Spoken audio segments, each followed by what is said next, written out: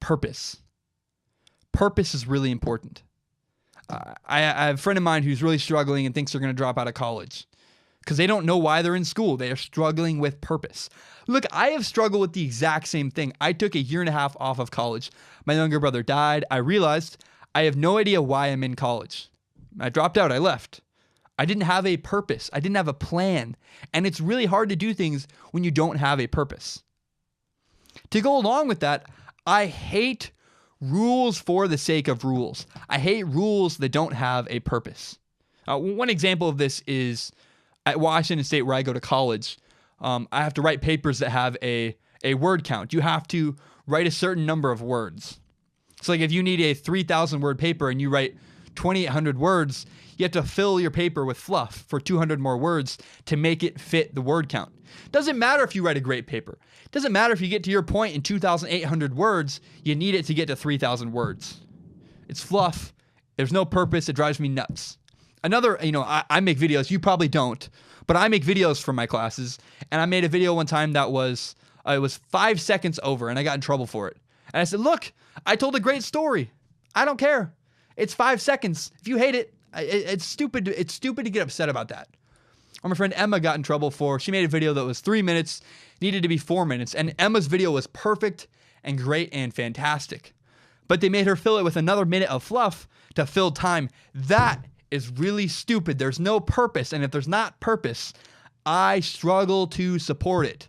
It's this dumb BS we have to deal with in college. But purpose is extremely important. There are 2 rules in the NFL that need to change because I cannot determine their purpose, and their purpose seems weird and wrong, and we need to change the philosophy. The first rule, the reason I want to change these rules is I want more excitement. I believe in the idea of promoting excitement in the NFL. I watch highlights mostly. Let's be honest, most people don't watch the entire game. I do. I'm a nerd. I like watching entire games. I like watching the defenses. I like breaking down what coverage they're in. 95% of the people that watch football watch it on their phone, on YouTube after the game is already over. People want highlights and excitement and interesting content. Little 5-minute clips of football games, that's how most people watch their football. It's the truth. It's the truth. It's honest. So I want to promote excitement and promote scoring. That is what the purpose of these 2 rule changes are. The first one's very obvious. We need to change the catch rule. Catching a football should be very clear and obvious. Look, I caught this pen. I just caught this pen. Is there any dispute where I caught this pen? There's not. It's very clear I caught the pen, right?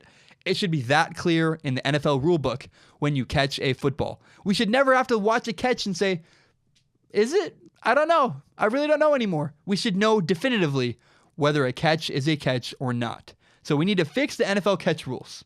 Again, to promote excitement and to promote scoring in the NFL. A lot of touchdowns have been called back over the last couple of years because weird rules involving the catch rules. Weird moves, whatever you want to call it. I don't know how to say English properly. You know what I mean. The other rule that needs to change in the NFL is something that happened with Derek Carr earlier last Sunday. Derek Carr was running towards the end zone.